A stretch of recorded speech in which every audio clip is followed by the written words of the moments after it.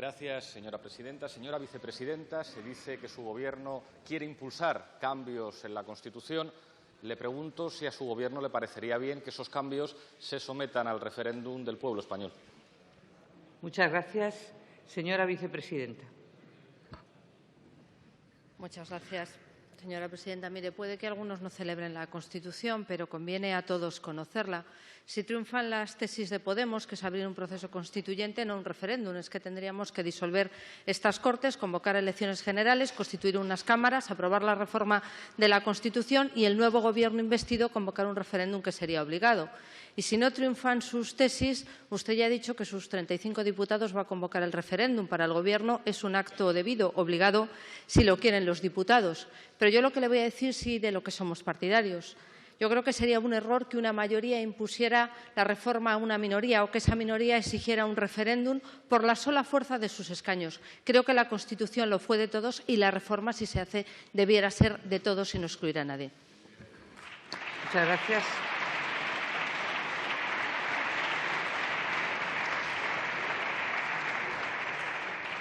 Señor Iglesias. Señora vicepresidenta, da la impresión, escuchándola, que a usted la democracia le parece un jaleo. No tenga usted miedo con la democracia.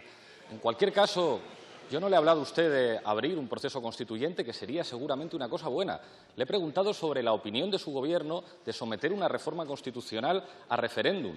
Yo ya sé que nosotros tenemos la fuerza parlamentaria suficiente para asegurar ese referéndum y le aseguro que si ustedes quieren cambiar la Constitución sin preguntar a los españoles, nosotros vamos a garantizar que se pregunta a los ciudadanos españoles. Pero quería convencerles, porque ya que estamos en un Parlamento, estar de acuerdo no solamente con los cambios, sino con un principio democrático básico, y es que si vamos a tocar la Constitución, reconozcamos que esta Cámara no representa al poder constituyente y que está bien hacer una reforma, pues me gustaría contar con su consenso y no tener necesidad de imponerlo con los votos que nos dieron los ciudadanos. Fíjese, en España hubo un notable escándalo cuando ustedes, junto con el Partido Socialista, con nocturnidad veraniega, impusieron la reforma del artículo 135 de la Constitución, que, entre otras cosas, arrodillaba la soberanía de nuestra patria a poderes exteriores. Si ustedes quieren volver a hacer una cosa así, yo le aseguro que eso lo van a decidir todos los españoles y todas las españolas en referéndum. Y permítame que le haga alguna sugerencia. Creo que en España hacen falta cambios en la Constitución. Ayer mi compañera Yolanda Díaz decía que ustedes están convirtiendo en papel mojado un principio constitucional básico, y es que España es un Estado social. Hay que blindar los derechos sociales en la Constitución. Hay que cambiar la Constitución para proteger a los ciudadanos de la corrupción, prohibiendo de una vez las puertas giratorias. Hay que asegurar la independencia del Poder Judicial. Es necesario cambiar el sistema electoral y es necesario también que nuestra Constitución reconozca la plurinacionalidad. Esos cambios de la Constitución no son cambios que deriven de nuestro programa, son un clamor social en este país. No utilicen ustedes la Constitución para atrincherarse, no conviertan la Constitución en una barricada de los inmovilistas. Ayuden a ensanchar la Constitución para que quepa más gente. Esos cambios son necesarios, entre otras cosas, para proteger a los ciudadanos de ustedes.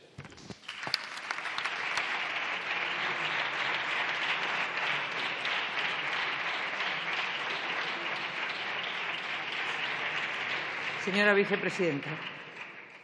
Esos ciudadanos se deben sentir bastante más protegidos con nosotros que con ustedes, porque nos votan bastante más, señor Iglesias. Nos votan bastante más.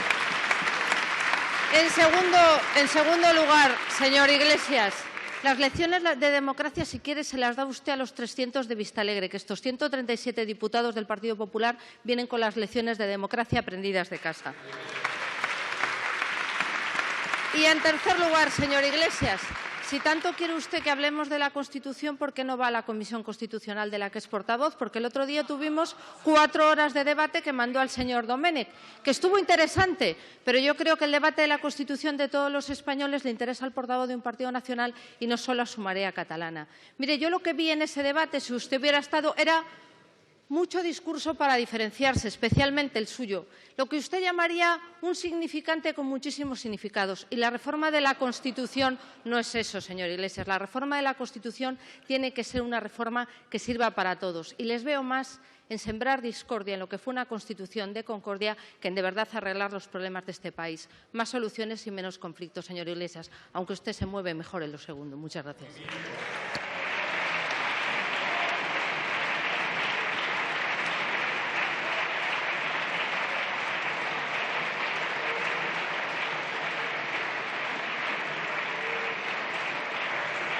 Gracias, señora presidenta. Señor ministro, pues la verdad que es algo muy sencillo. ¿Qué tienen previsto hacer ustedes para cumplir con las sentencias del Tribunal de Justicia de la Unión Europea, con la Observación General 7 del Comité de Naciones Unidas y con la Convención de Derechos del Niño en materia de ejecuciones hipotecarias y en materia de desahucios? Muchas gracias. Señor ministro. Silencio, por favor. Sí, muchas gracias, presidenta. Señoría, el Gobierno desde el primer momento fue consciente del problema de los desahucios por circunstancias sobrevenidas y las ejecuciones hipotecarias, si uno ve lo que es la evolución de las estadísticas del INE, lo que indican es que desde principios del año 2015 hay una reducción de los desahucios. Asimismo, en el último dato que tenemos disponible, que es el del tercer trimestre del año 2016, que salió hace unos días, los desahucios han disminuido en un 35%. Es una tendencia que también afirma el propio Consejo General del Poder Judicial. Y la razón es muy simple. La razón es la recuperación económica y la generación de empleo. De hecho, el 60% de las ejecuciones hipotecarias que se están produciendo provenían de los años 2005 a 2008. Desde el primer momento, el Gobierno tomó medidas, suspensión de lanzamiento, código de buenas prácticas, creación de un fondo social, y esto está llevando a que, efectivamente, aparte de la recuperación económica, haya una reducción importante del número de desahucios y lanzamientos. Muchas gracias. Muchas gracias. Señor Mayoral. Señor ministro, pues yo la verdad me gustaría que esto lo pudiéramos enmarcar en una cuestión de derechos humanos. Yo le quiero decir que su moratoria de lanzamientos lo que dice es que los niños a partir de 3 años en España se les puede desahuciar y eso es violar la Convención de Derechos del Niño. Ustedes han dicho no garantizan alternativa habitacional ni en esa moratoria ni en las siguientes legislaciones impulsadas por su Gobierno. La sentencia del caso Aziz ya en 2013 les venía a decir que no hay un recurso efectivo para el deudor, es decir, que hay una situación de indefensión. En julio de 2014, después de haber promulgado ustedes en 2013 la ley Frankenstein que enterraba la ILP, apoyada por 1.500.000 personas, pues nos encontramos con que nos viene a decir que esa ley viola el artículo 47 de la Carta de Derechos Fundamentales de la Unión Europea, tutela judicial efectiva. Yo creo que eso en un Estado democrático es importante. Y le digo la última, que no ha tenido todavía respuesta. 25 de octubre de 2015, sentencia Penalba, dice: viola la seguridad jurídica, el derecho a la defensa y la confianza legítima. Ustedes, desde su Gobierno, se han ensañado con los sectores más vulnerables de la sociedad para proteger a sus amigos, los banqueros y los especuladores internacionales. Se ha producido un incumplimiento reiterado y sistemático de la normativa europea y de la normativa internacional en materia de derechos humanos. Esa violación sistemática de derechos humanos, manteniendo un procedimiento judicial ilegal, ha tenido como consecuencia desahucios ilegales y poner a nuestro país fuera de la ley. Y eso no solamente ha supuesto una violación de derechos para las personas que han sufrido esos procedimientos, sino que al mismo tiempo ustedes están poniendo en peligro el país. Y eso no lo digo yo.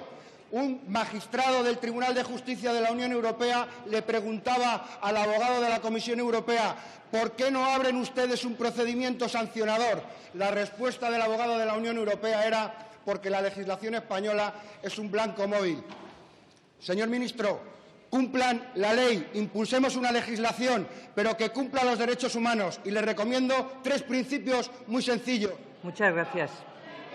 Muchas gracias.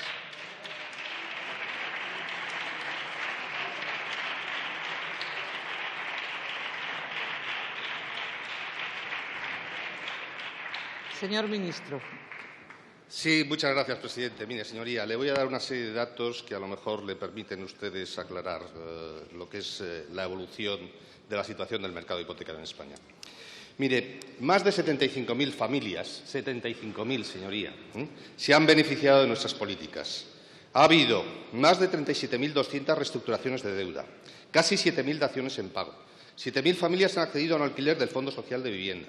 Se han suspendido más de 24.000 lanzamientos y Sareb ha puesto a disposición de las comunidades autónomas y ayuntamientos 4.000 viviendas, incluido el Ayuntamiento de Madrid y el de Barcelona, señoría. En este asunto hay 2 posibilidades, señoría: hacer demagogia o establecer medidas que sean eficientes. Y le vuelvo a repetir, aquí lo fundamental es la recuperación económica. Mire, Tuvimos en un momento delicado que tomar medidas. Fuimos el primer Gobierno que tomó medidas contra los desahucios y los lanzamientos. Pero lo más importante no son esas medidas, lo más importante es la recuperación económica. Con creación de empleo, no tenga usted la más mínima duda que, como se ha visto hoy, con la evolución de los datos de transacciones de viviendas, habrá recuperación económica, menos desahucios y menos lanzamientos. Muchísimas gracias.